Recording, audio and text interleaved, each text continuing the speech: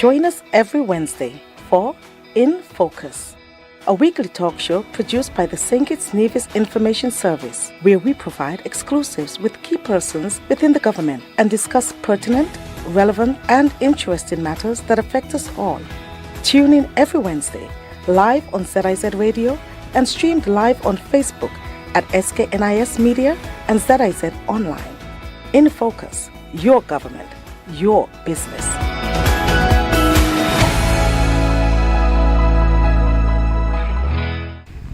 I'm Ian Richards, welcoming you to InFocus, a weekly program where we take a closer look at what's happening within and across the government of St. Kitts and Nevis, your government. Today, we close out the 2025 season of InFocus with a deep dive into the nation's healthcare system, its progress, challenges, and major upgrades now reshaping how care is delivered across St. Kitts and Nevis. We'll discuss the impact of the commissioning of 5 new ambulances, the recruitment of professional nurses from Ghana, and the latest on the new Climate Smart Hospital and St. Peter's Polyclinic project. Joining us are Permanent Secretary within the Ministry of Health, Curtis Martin, and the Director of Health Institutions, Dr. Jenson Morton. Stay with us as we focus on the strong pulse within the Ministry of Health. If you haven't done it as yet, please do it today. Subscribe to our YouTube page at SKNIS Media for regular updates, live coverage, and even more information on your government. While you're at it, like, share, and interact with our Facebook and Instagram pages at SKNIS Media and SKNIS Info.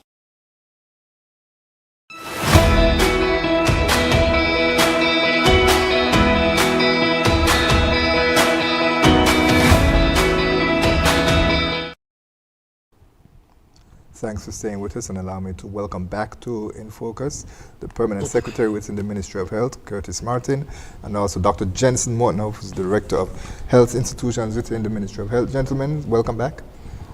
Good afternoon. Good afternoon. Thank you very much. We are delighted to be here.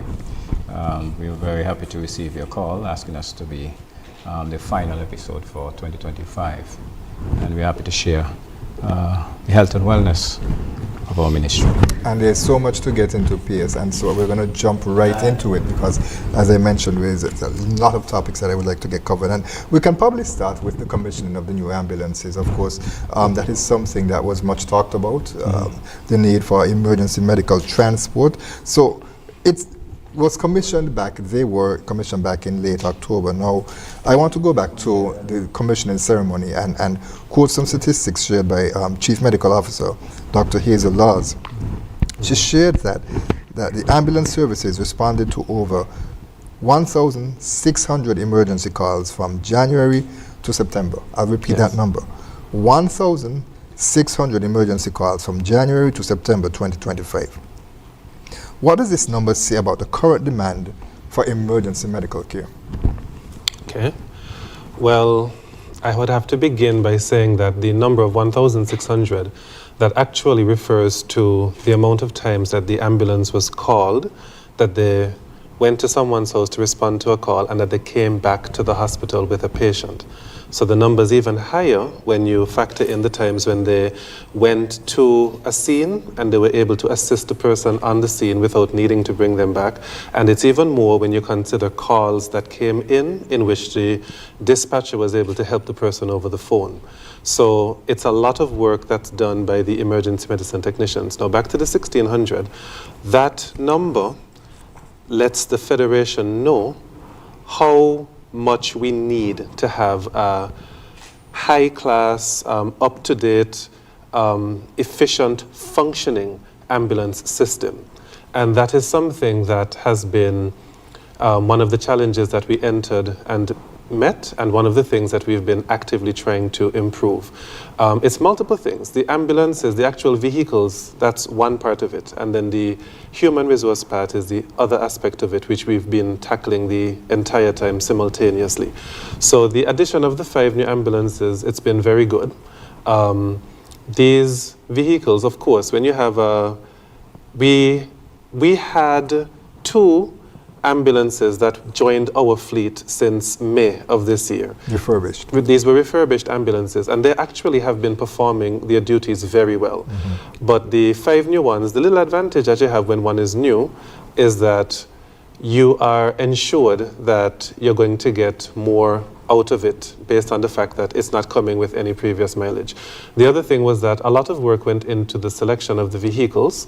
We specifically chose vehicles that were on the smaller side for a specific reason, such that all of the nation's roads and byways can be accessed without difficulty.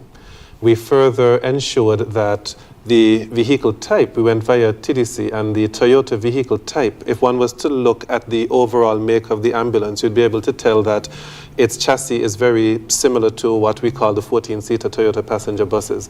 The reason for that is that the internal engine works and mechanisms, etc., it's the exact same. Right. So because we have so many of those buses already on island, the persons at TDC, they are very much accustomed to the repair of those vehicles. And TDC was contracted specifically to do the maintenance of these vehicles in a regular fashion to ensure that we get as much out of them as possible.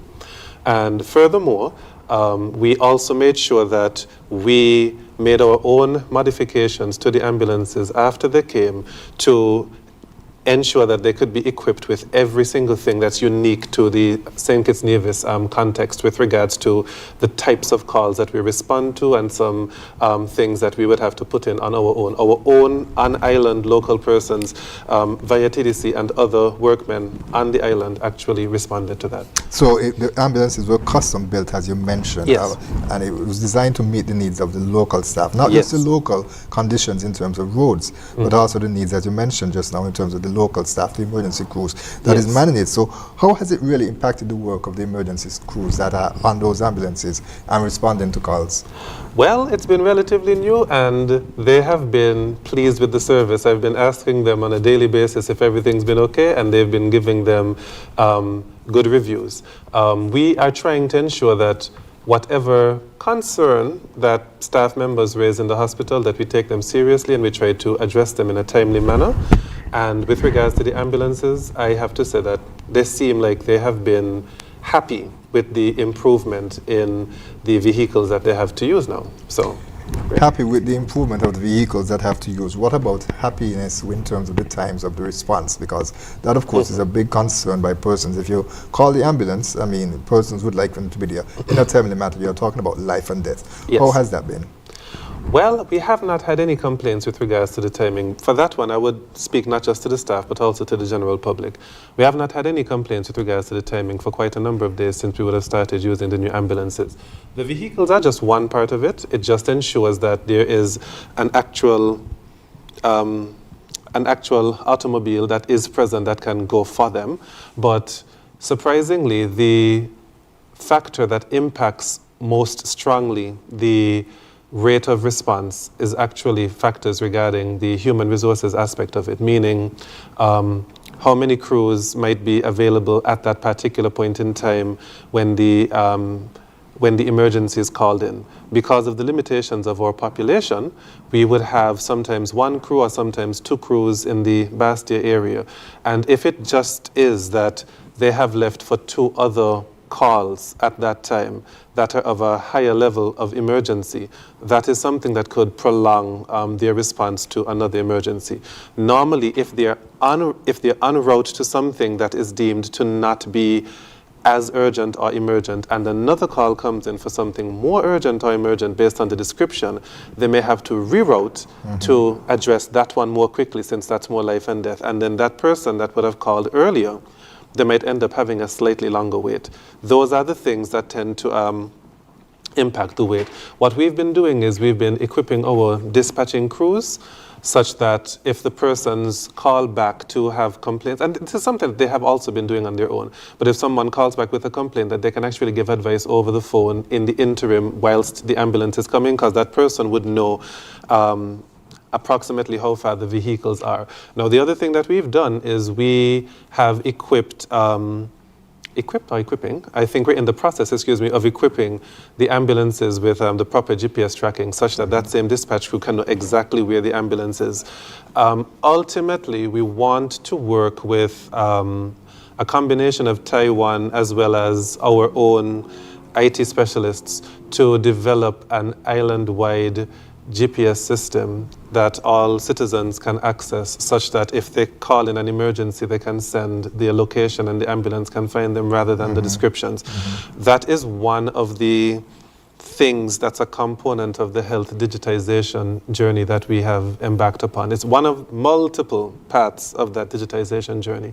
But when that becomes fully functional, it will help us a lot since, we have issues with street numbering and naming. But I think the Department of Technology, they're working on that.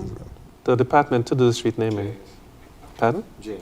Yes, the GIS. I think they are working on ensuring that all of our streets are named and numbered, because when emergencies happen, it's very important that they get those specifics. Right, and there's a project that also the minister responsible for public infrastructure, the Honorable Congress Mayor, has spoke about in terms of ensuring that with the postal system as well too. Yes. That you don't just give a direction by the mango tree, turn left and right. So that's very important. And also with the GPS as well too, because I can tell you, I recently was traveling to pick up someone at the water taxi ferry. Over at Reggae Beach, and I used Google Maps, and I wouldn't tell you, it sent me somewhere where I got lost. You're completely lost. Sorry about that. It wasn't too far away, fortunately, and so I was able to get some advice. But that GPS component is very important as well to PS. But I think as well, I think what's key for us is the management of the data that we receive. So we're working on not just the ambulances in terms of their effectiveness, but we're working in terms of the type of data that we receive to see how we can respond in a better way to the public.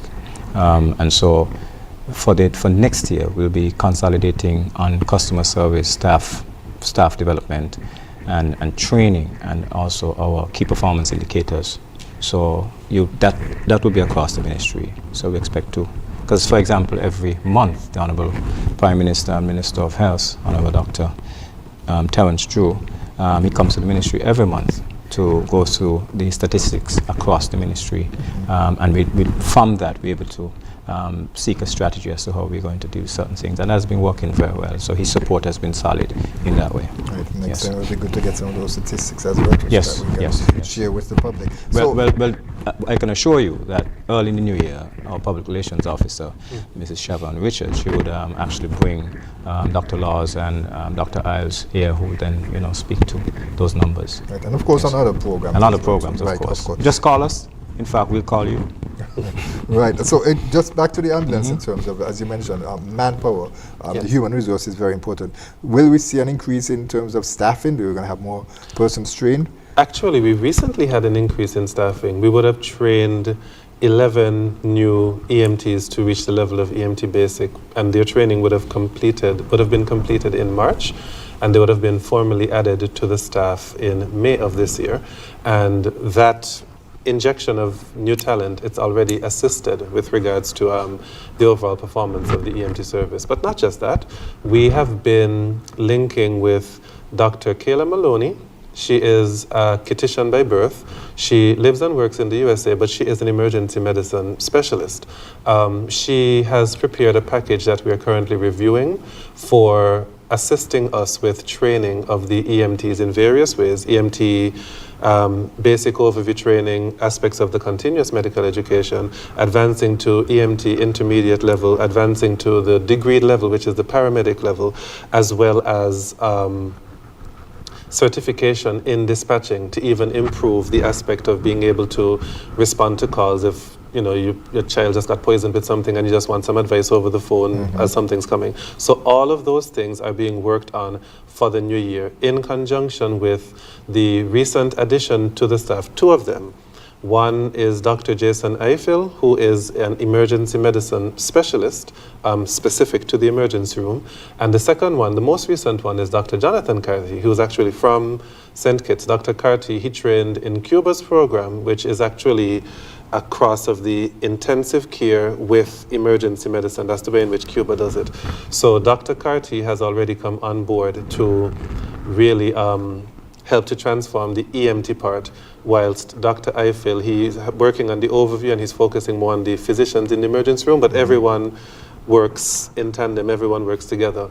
Dr. Carlton Williams, who works in the emergency room as the doctor in charge of the emergency room, he also has taken a strong, he's agreed to take a strong stance with regards to assisting the EMT. So everyone's going to be working together, and that's separate and apart from the EMTs in-house. Some of the EMTs that we've had, they have 15, 20 plus years experience, and we have some of them in roles that are supervisory, some of them in roles that are, supervisory. And those persons, they also come into effect with regards to the management of the EMT service. I have been impressed by the use of persons from the diaspora who have stepped forward and are giving back and shaping policies and programs throughout, in particular the Ministry of Health. That has been very important in upgrading standards here.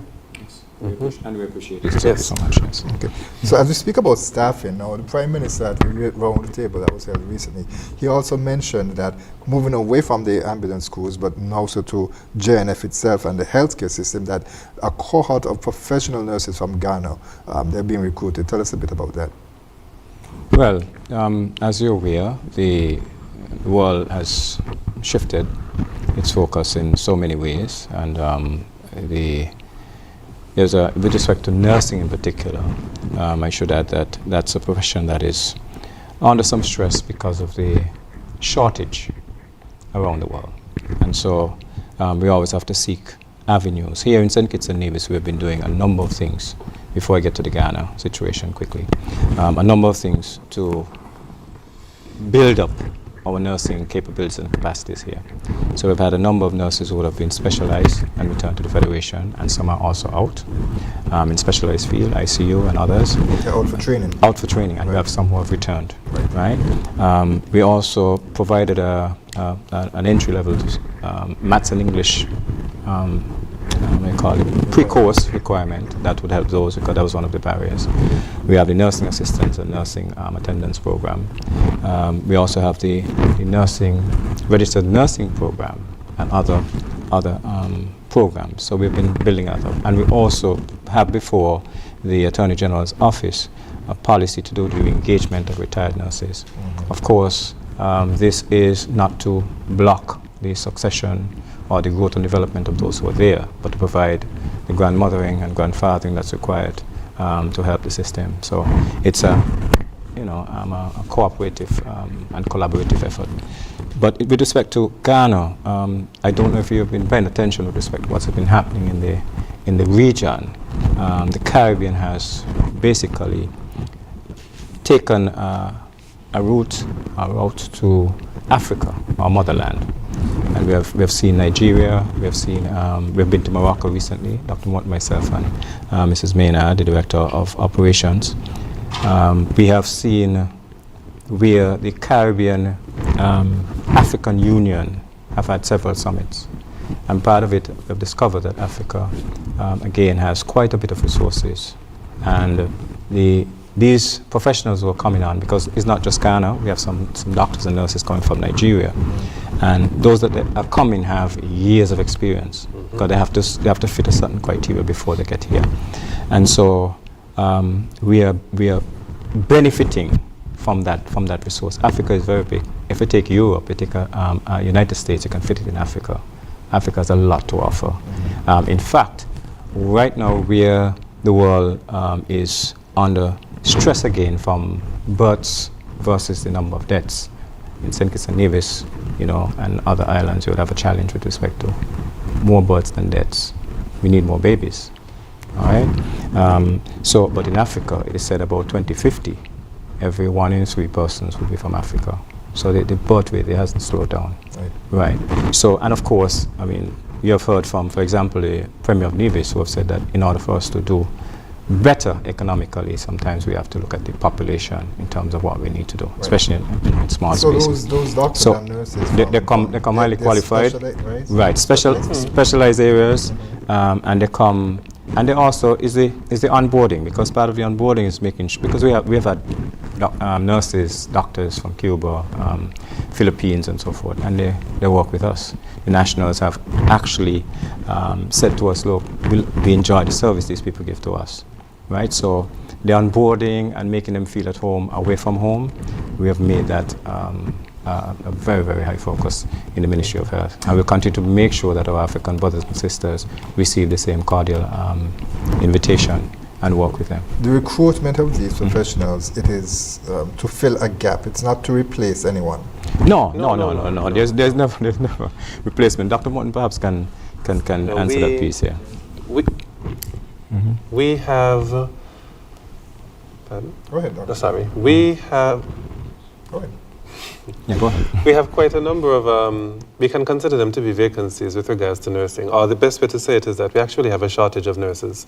It's a challenge that the nursing office itself, that would be the office of the matron, assistant matron, and the rest of the senior nurses in the nursing office, they deal with that challenge every day, trying to find the best ways to allocate the human resources that they have to ensure that adequate coverage is able to be provided.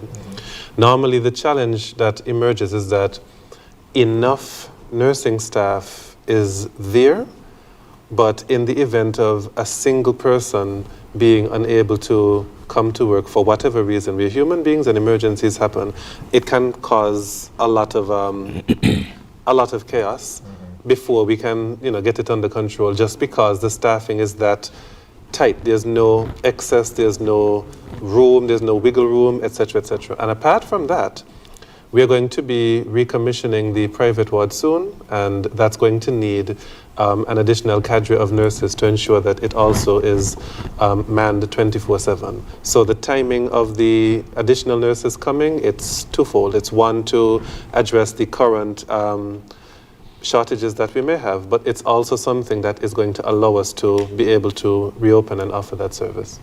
When are they expected? The first set should be here close to the end of December. And another batch 28th. will come in January, 28th of December. 28th of December. Traditionally, we've seen nurses recruited from the Philippines. Does that impact the nurses' recruitment from other areas, such as the Philippines before, or No. are we moving specifically towards Africa? No, it doesn't displace that. We will take it from where we can get it. That is in line with our protocol standards and our way of operations. Yes. Because of course we have our uniqueness here as well that we have to make sure we pay attention to. Yes, we currently have nurses from more than 12 different countries working. It's not just the Philippines. We have nurses from Guyana, from Jamaica, from St. Vincent, from Dominica, from Cuba, from the Dominican Republic. We have from Nigeria already that found their way to St. Kitts via their own means. So it's quite a number of different nations that we have staff members from. But I'll also add that there's an agreement in the region that we do not poke from each other, because we all have the same issues in terms of shortage. So that is one of the reasons why so they too will find other Caribbean islands going beyond the borders of St. Kitts, beyond their borders to find nursing. Dr. Morton, how do you envision the nurses from Ghana working alongside Kittitian and Division nurses and learning from each other? Excuse me. Well, if I'm to draw from the example of what has been happening thus far with persons coming from the African continent that have been working on the wards, it seems to be going very well. The cultures actually have quite a bit of similarity, so the ability to adapt tends not to be that difficult. And we have groups of persons from those same countries in St. Kitts already, so they tend to find each other and they're able to be a little bit more comfortable when they are here. So I think it should be okay. Okay. You mentioned, and I think we probably could jump to that area right now in terms of the private ward. You mentioned that it's going to be open. Tell us a bit about that. All right, so the private ward is something that we've been working on for quite some time.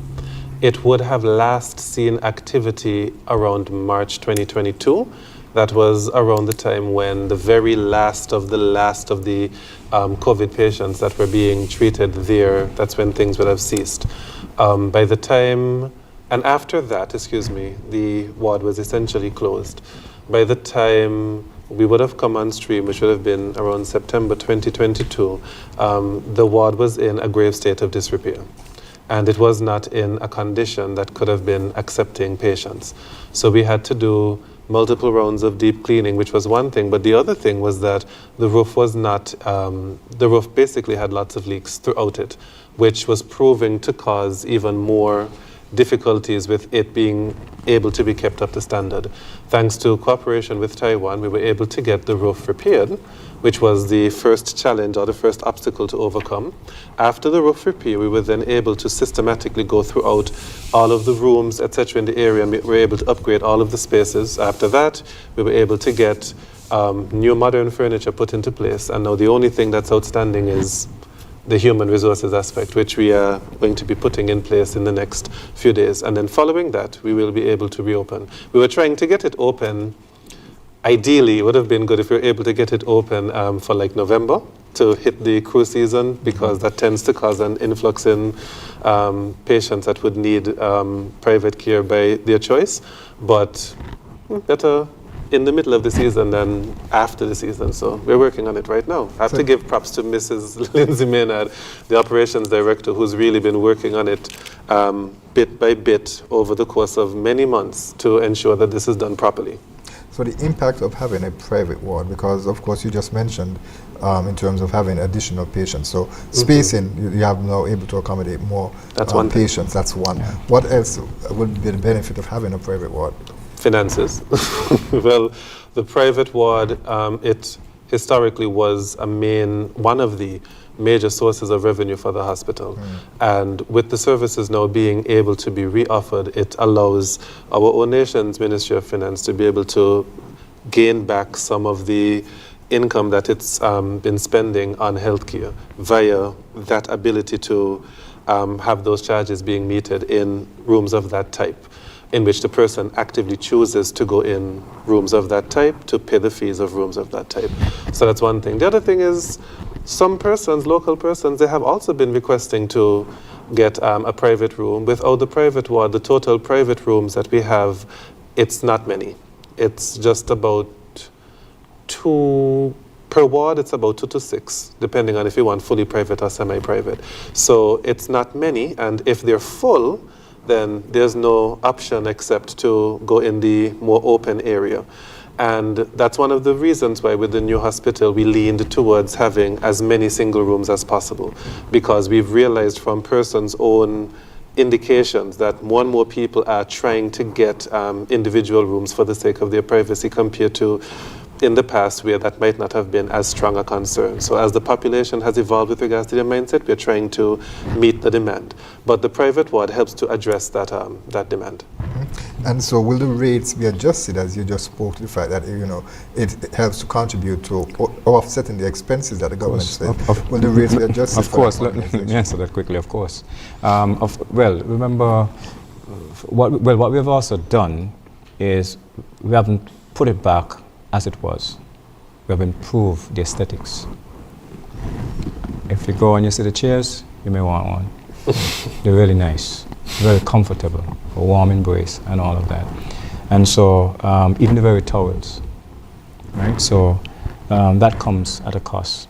But people like to know that they're treated, a certain way. Of course, the new hospital will bring even more of that. I mean, I often tell people the existing hospital, you get the best views when you're leaving. But in your hospital, you get the best views all the time. So, that is what it is. But certainly, we have had to review not just the pricing for private ward, but across the ministry to make sure that we're in alignment with what we're trying to do. At the end of the day, we have one hospital. We want to make sure that we are able to operate on a daily basis for our people.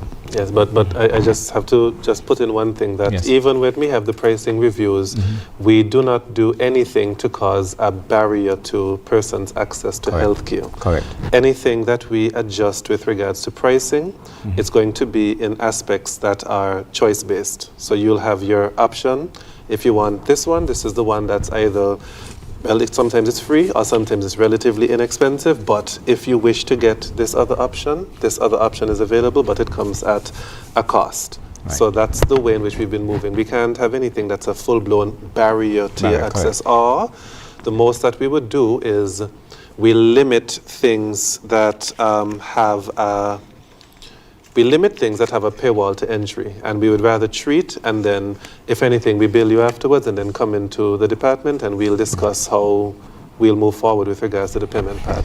But we always think it's important we're going to be changing up the way in which the bills look, because I think it's important for citizens to just see what is the actual cost of your health care. Because I think sometimes when persons see a bill, they don't realize that it's already subsidized. The government has already taken a good chunk out of what you're supposed to pay, and they just see that. But we'll actually be changing it so you could see this is the full price, and as a citizen, this is what you'll have to pay because this is how much the government's contributing. I think it will help them to appreciate it a bit more rather than having the notion of like this thing is, because sometimes, you know, if you're very elderly or very young, you tend not to have to pay much of anything, depending on what you do. Correct. So sometimes they would just realize that the bill is nothing, but we'd still let you know, even though your bill is nothing, like you did healthcare that was worth like $2,000, just for you to know that it cost that. So I think it helps. And one other point on that is that we always, in the Ministry of Health, we always lag behind in cost and pricing, we always lag behind the private sector. Our cost is always lower than, regardless. But I want to make it absolutely clear that we are interested in ensuring that people receive the public health services that they should receive, regardless of their pocket or ability to pay. And importantly, I should ask a question in terms of the standard of care at the private ward and also on the general ward. It won't be much different. You'll still get the same standard of care. Yeah. Well, yes, of course. Yes, you'll get the same standard of care. The changes, like I said, you're going to be in your own room. There's going to be packages with regards to, just amenities like towel, robe, those kind of stuff. You're going to have those things. The ability to have a television in your room, it's there because, have your own space. So it's not to say 3 other people are around you and you're playing something that nobody else wants to play, so you have more control. So those are the amenities that would be the only difference. But in terms of will you get a safe place to rest your head, of course. Will you get a comfortable bed, of course. Will you get the medication you're supposed to get, of course. Will you get all of the treatments you're supposed to get, yes. So the only changes are those changes with regards to the amenities. Gentlemen, we're up against the clock. We're going to take off first and probably final break because, again, there's so much I want to cover. And this being, there are persons who are going to be coming back home and we'd like to let them know what's happening in the Ministry of Health and what they can expect when they come. So you're going to give us 2 hours? Well, I would say that, of course, we have responsibilities of our partner stations, so I don't think we negotiated for 2 hours at this time. But, of course, there's always that time to come back and update public. We're happy to be here. We're happy to be here. All right, so stay right there. We'll be right back with more In Focus. If you haven't done it as yet, please do it today. Subscribe to our YouTube page at SKNIS Media for regular updates, live coverage, and even more information on your government. While you're at it, like, share, and interact with our Facebook and Instagram pages at SKNIS Media and SKNIS Info.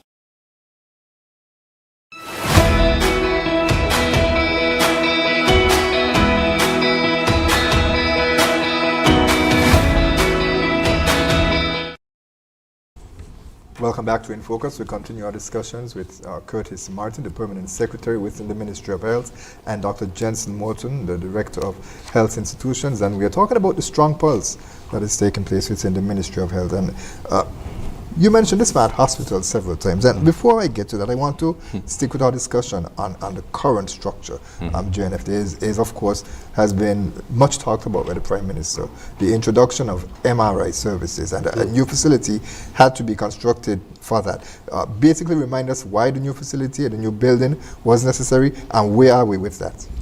All right, so one of the things that we've been trying to improve and modernize at the hospital is everything regarding diagnostic services. And the main component of that is radiological imaging.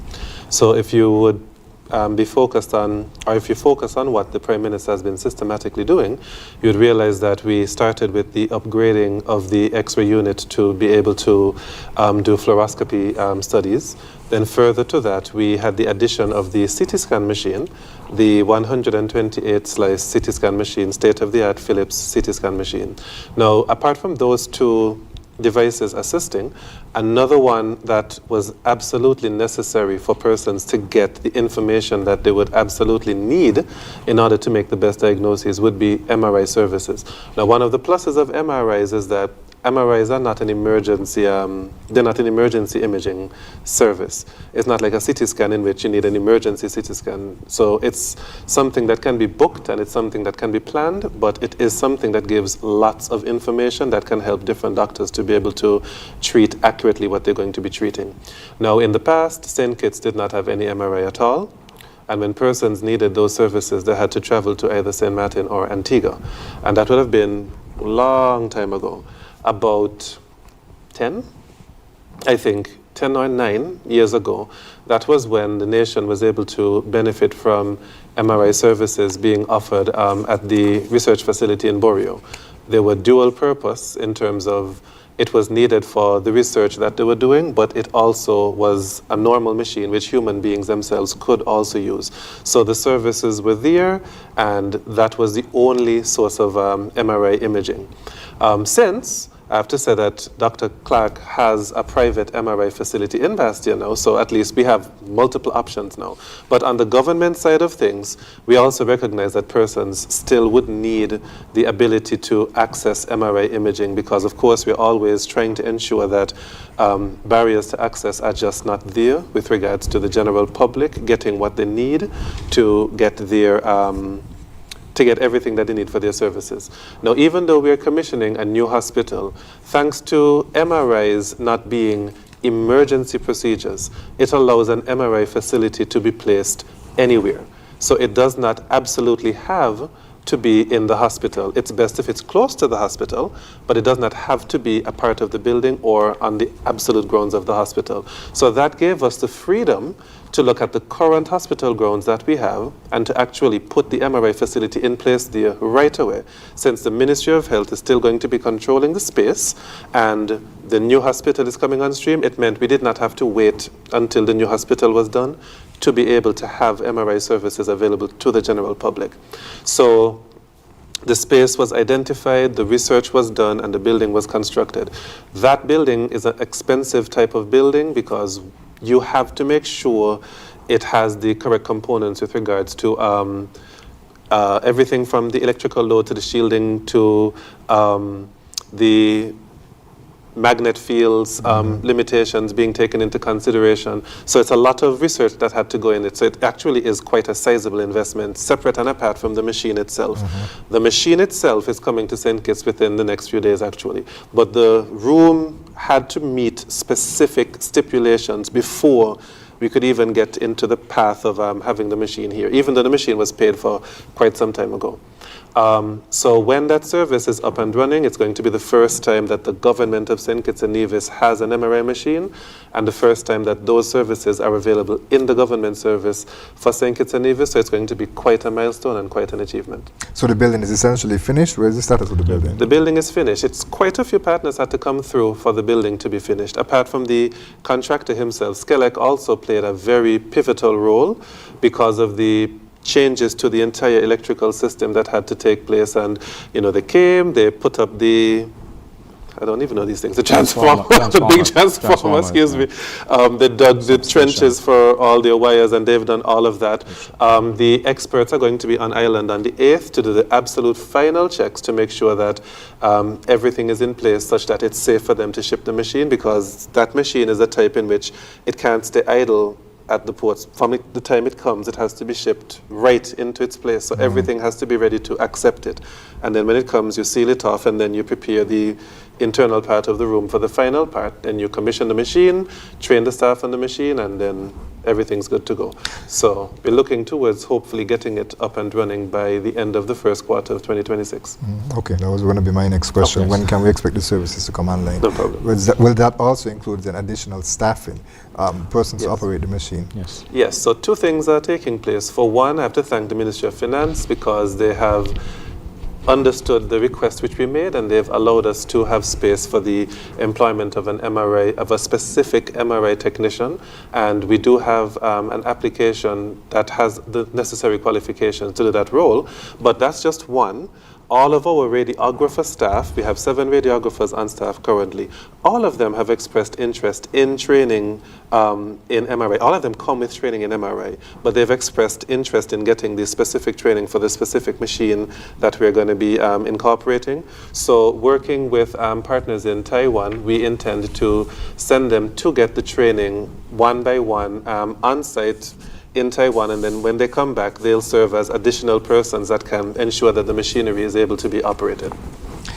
There's also work being done at the back of the hospital, and that would be the expansion of the morgue. Yes. Give us the latest on that.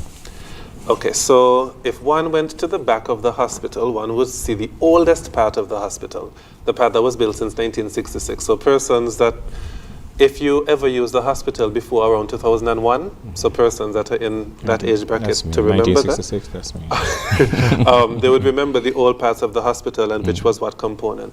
So in the back part of the hospital, along that old wing, which was damaged since 1989, the morgue still rests there. Now, some of the areas adjacent to the current morgue, they have not been in a good state for quite some time. Since they lost their roofing from hurricanes, no attention has really been paid to some of those parts. Some of the usable parts, they've been turned into other parts of the hospital system that we've been using, but between the morgue and the laundry area, it's just this gap without any real roofing, and it's just walls. So originally, the intention was just to knock down the area. But when some experts were brought in, I was surprised. I'm not a construction person, so sometimes when something looks bad, I tend to write it off, and they actually said, it's actually not that bad. It just needs roofing and a little bit of work. Surprising, but that's what the advice was. So seeing as that was the case, we decided that, and also have to bear in mind that the current morgue that we have, it needs an upgrade. We had a situation where a boat filled with about 21 deceased individuals. They came ashore, and every single one of those bodies needed to be autopsied. And we had to bring in experts from overseas to help our local staff. And the rate limiting step was the fact that we have this entire country with one morgue room with one operating bed, and it really restricted. And when persons presented the research, they said that for our size, it's really too small compared to what we ideally should be having, because it means that we have 2 pathologists, for example, but only have 1 bed. So I'm limited with the infrastructure that is there. So since it's directly adjacent, we did say that we were going to invest in expanding the morgue. So the morgue is, again, a component of the health system that's actually going to remain in the current JNF structure. So that allows us to invest in that area without any wastage of finances, because this is going to be a long-term feature of the health system. So we are working on that. And also, of course, it will help the scenery as you're going towards the MRI facility to be more pleasant. You don't have to see anything dilapidated along the way. So it also helps. And, we've been trying to get certain things, like the PS would have expressed concern when he would have noticed that when persons that have to come for an autopsy, the family members, that they have to stay outside, or they speak, and if it's raining, they have to go in a corridor. There isn't even a proper waiting room. So an area was already cleared that had roofing, that was already cleared such that that could happen. But we're going to fix up the entire place properly in the upcoming months. It also was expressed as a desire from the Prime Minister himself to get it fixed up. I should also note, he calls about it all the time, so yes. Right, and that also will help with, of course, the dignity of the dead, and also when there is examinations that need to be done, especially when it comes to criminal cases, that makes it more secure that persons will be able to more or less rely on information and the data and whatever scientific analysis is getting received. You're correct. You're correct. Right, okay. All right, so Let's move on. Let's move on to the Smart Hospital. Now, the last time both of you were here, that was in February 2025, and I think the plans were basically unveiled, and persons were very excited to finally get a better understanding, of course, by seeing the architectural designs and so of what will be presented. Since then, there has been delays. What's taking place? It's not a delay. It's not delays. Not delays. Let me speak to that, because and then I'll let Dr. Morton come in. And I say I speak to that because Dr. Morton has been very instrumental in the data work that went into the design, because the design and build hospital. And so there are a number of factors and a number of things that we had to take into consideration. For example, we had an environmental impact assessment. We also had borehole testing. We have to test the density and depth of the soil and all of that. We also had to check to make sure that the water lines and all these other things. And the design and build, you have to make sure that you have the proper protocols, proper building designs and so forth. So the Development and Control Planning Board was the one responsible. Now remember, we have for the project, we have the OECC, who is the contractor assigned to build a hospital, and with some other subcontractors. And I can tell you that yesterday, I actually received from the Development and Planning Board all of the drawings, physical prints. I think you should insert the picture of them in your office. Right, I took a picture of them. Some big, they can't hold it. Takes up a room. Takes up a lot of space. But that's the final approval. These projects take a lot of time, a lot of negotiations, because even the work that Dr. Morton did with making sure that there are certain features and benefits available to. I'll tell you how important the impact of what has been done. We went to cabinet to make a presentation on what the content of the hospital. They had a schedule, I think, for about 35 minutes to 45 minutes. We spent 2.5 hours. And Dr. Morton made a presentation, questions, and they were so excited about it. And so that is the part I want Dr. Morton to just share quickly, because we're pressed for time, to share quickly some of the salient features that we have coming out of that new hospital. So Dr. Morton? Okay, well, yes. So the new hospital, it's going to be specifically built and tailored for the population of St. Kitts and Nevis.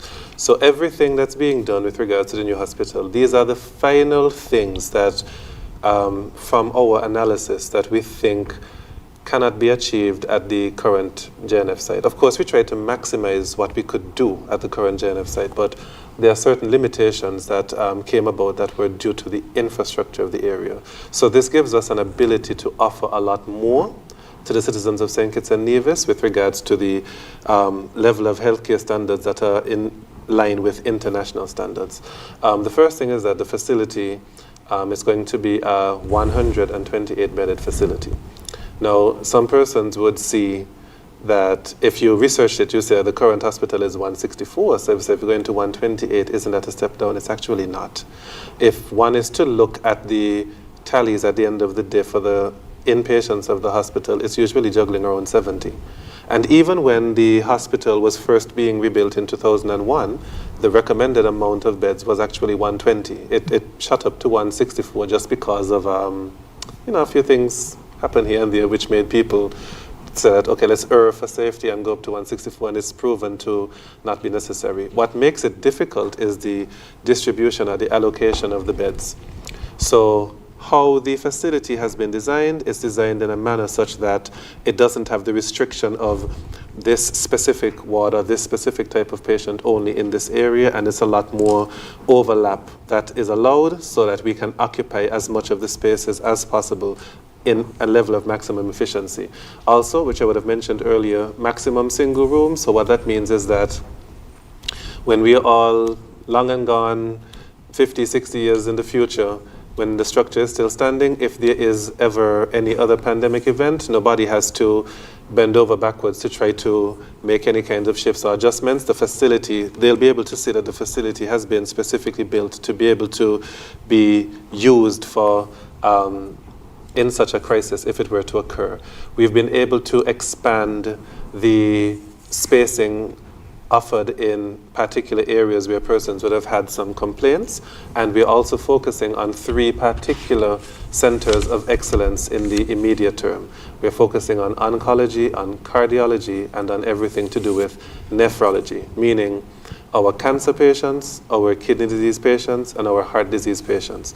Those are the 3 main centers of excellence that we are going to be focusing on as requested by the Prime Minister. And as time goes on, we are going to be expanding the centers of excellence that are offered in the facility. The facility will have expanded outpatient services much more than the capabilities of what we have right now, expanded emergency room services, expanded operating room services. We're going to double the amount of operating theater spaces. Instead of 2, they're going to be 4 full-time operating theater spaces, as well as the ability for spaces in the emergency room itself to be able to be converted into an additional operating theater, because it's going to meet the sterility requirements. We also looked at the arrangement and spacing of the areas. So the operating room is directly adjacent to your emergency room. There's no hallway to pass through. It's one and it's directly to the other, so it allows for the easy streaming of someone in need of an emergency surgery. Similarly, the emergency room is directly adjacent, again, on the other side to the radiology department. So if you need an emergency X-ray or imaging, it's immediate, no need to pass through any kind of hallway. It's a multi-tier design, so that means that it's minimal amount of walking in terms of lateral, because elevators can take you from one level to another to decrease the total amount of actual walking that you would have to do. It also allows for increased sterility, because now with the operating theater being on one level, the sterility department is directly beneath it, so you can sterilize things and then send them up to the theater and send them down. No need to walk through any kind of areas to get something back and forth. Maximizes the view, because everyone knows that views and landscapes, they assist with the rate of healing. So now with this location, all of the areas that have patient rooms are on the higher levels, such that you can get a nice vista from any of the rooms that you'll be occupying. You'll be able to get a nice view. So that's something that was taken strongly into consideration.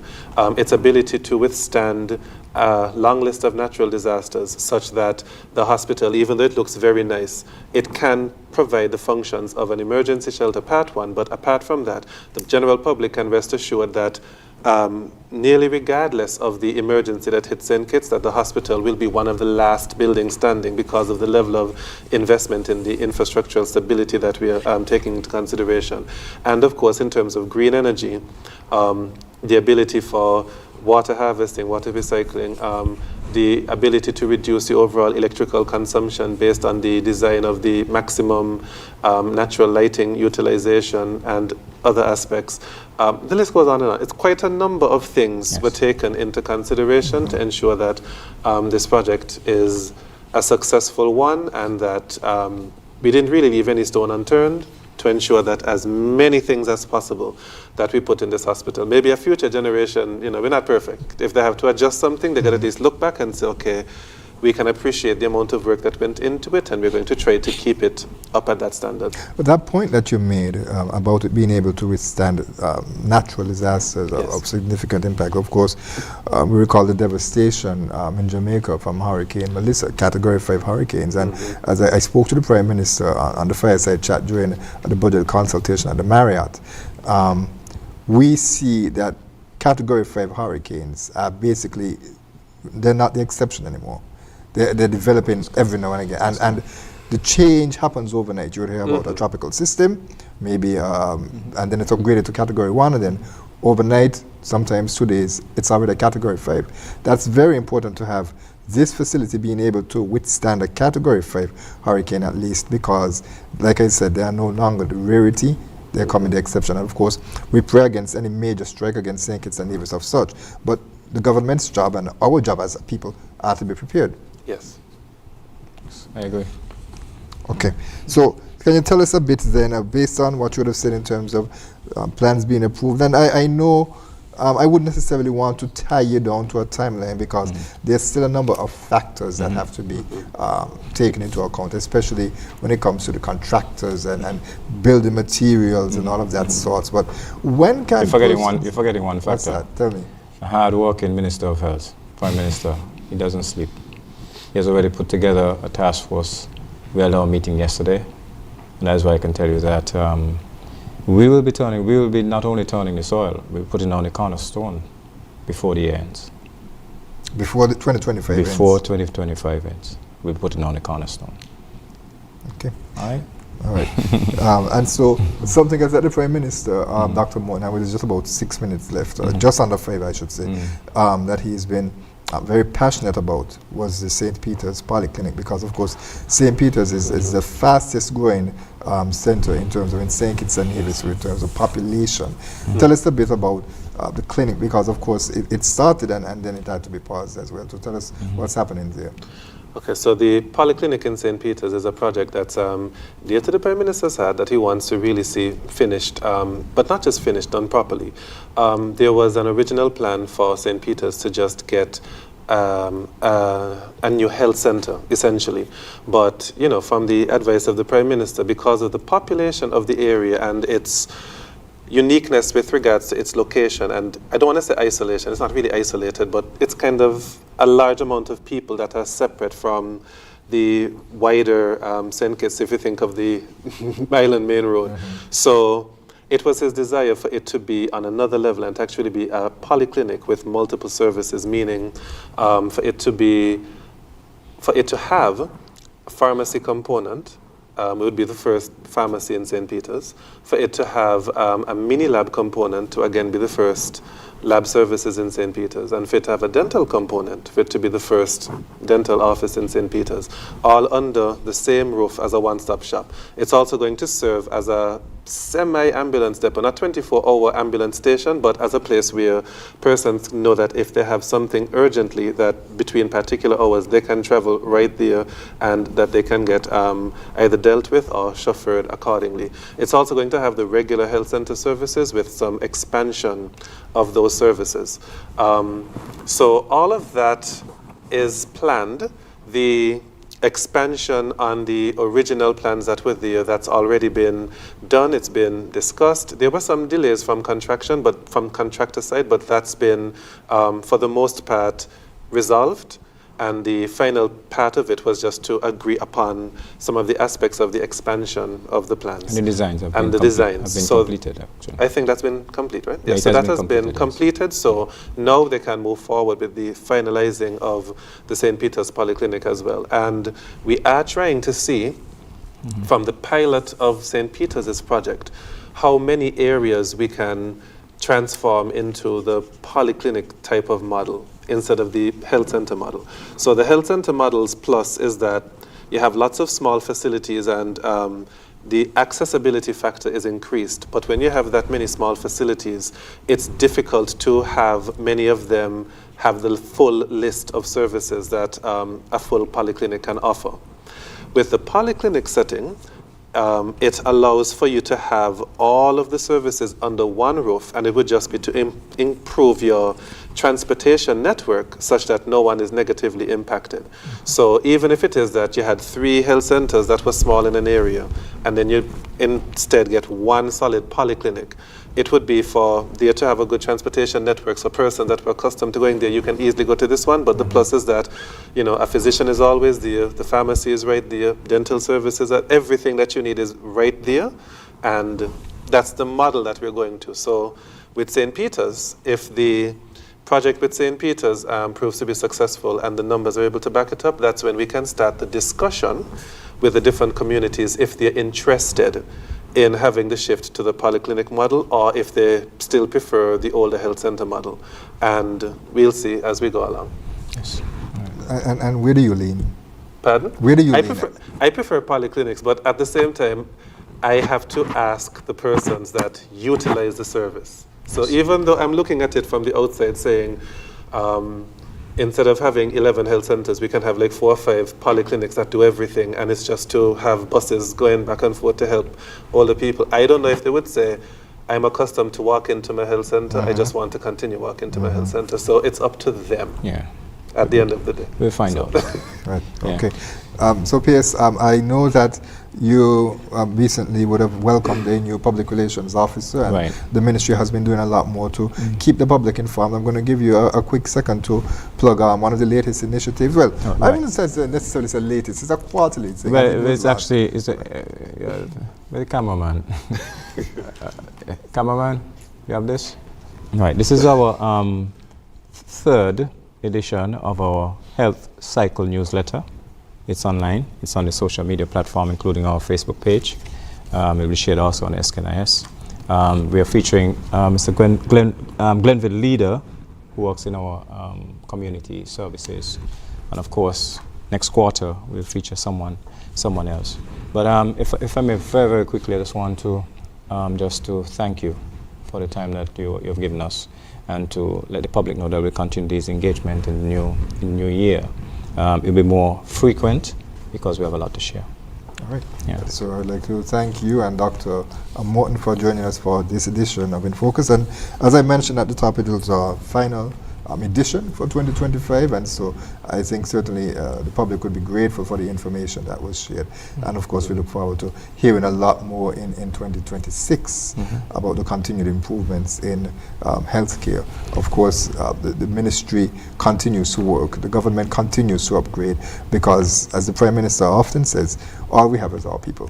Correct. And we have to ensure that our people are trained and educated properly, but we also have to make sure that our people are healthy.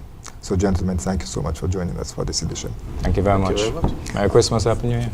To you as well, and also to our viewers and listeners. We are grateful that you would have joined us for either this episode or other episodes throughout 2025. We certainly look forward to welcoming you back in 2026 if it is the Lord's will. Until then, we would like to wish you a safe season, whether you are celebrating Christmas or Carnival or whatever other activities you may be engaging in, whether at home or abroad. We would wish you all the best, and we hope to see you again in the new year. For now, I'm Ian Richards. Thank you so much for joining us. Join us every Wednesday for InFocus, a weekly talk show produced by the St. Kitts Nevis Information Service, where we provide exclusives with key persons within the government and discuss pertinent, relevant, and interesting matters that affect us all. Tune in every Wednesday, live on ZIZ Radio and streamed live on Facebook at SKNIS Media and ZIZ Online. InFocus, your government, your business.